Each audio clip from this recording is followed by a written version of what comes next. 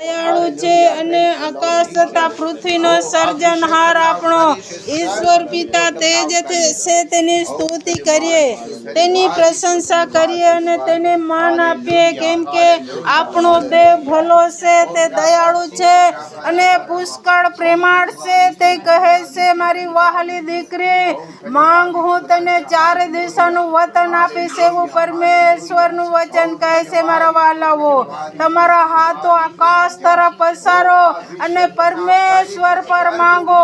તે આજ વેળાએ તમને સારું સૃષ્ટિનું વતન આપવા જઈ રહ્યો છે. મારા વહાલાઓ, એમની પાસે આપણે માગીએ, તેનું વચન કહે છે, માંગે છે તેને મળે છે, શોધે છે તેને જડે છે અને ઠોકે છે તેને સારું ઉઘાડવામાં આવે છે. તેના વચન પ્રમાણે આપણે દેવની પાસે માગીએ, તેને હાક મારીએ, કેમ કે તે ઉત્તમ દેવ છે. જેઓને દોલત શેતાન છીનવી રહ્યો છે, તેમને કહે છે, મારી વહાલી દીકરી, તારો સારો બોજ મારા પર નાખ. મારા વહાલા દીકરા, તારો સારો બોજ મારા પર નાખ. હું નિભાવીશ અને તને ફળીભૂત કરીશ. અને જે દોલત તારી છીનવાઈ ગયું છે, સગડું તારી પાસે ફરી વાર આવશે. અને જે કોઈ તારી ઈચ્છા છે, સગડી તું પૂરી કરશે. દેવની ઈચ્છા છે કે તું ગરીબ નહીં થાય, પણ પુષ્કળ દોલતવાન થાય અને આવનાર દિવસોમાં પુષ્કળ રચેલો બને. એવી દેવની ઈચ્છા છે. મારા વહાલાઓ, જે જુવાન દીકરા દીકરીઓ પ્રભુ ઈસુ પર ભરોસો રાખી ચૂક્યા છે, એમની સેલરી આવનાર દિવસોની અંદર વધારે થશે.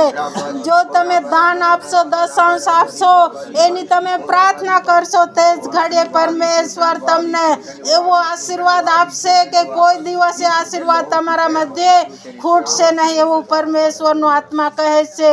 મીનાબેન, તારો વિચાર પ્રભુને સોંપ. એ તને લાંબા આયુષ્યથી જીવન તૃપ્ત કરવા જઈ રહ્યો છે. આ લાંબા આયુષ્ય જીવી શકે અને ખાઈ શકે એવું દોલત પણ આપવા તને જઈ રહ્યો છે. પરમેશ્વર મહાન છે, તે મહાન કાર્ય કરવા જઈ રહ્યો છે. તમારું જીવન દેવને સોંપો.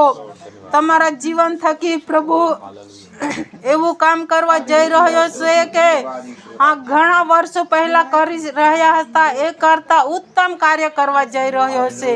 તમારું જીવન આજ વેળાએ દેવને સોંપો. મારા વહાલાઓ, દેવ પ્રેમ છે, તે પ્રેમાળ હૃદય ચાહે છે.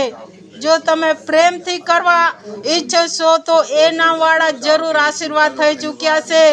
જે વચન તમારા મધ્ય આવ્યો છે,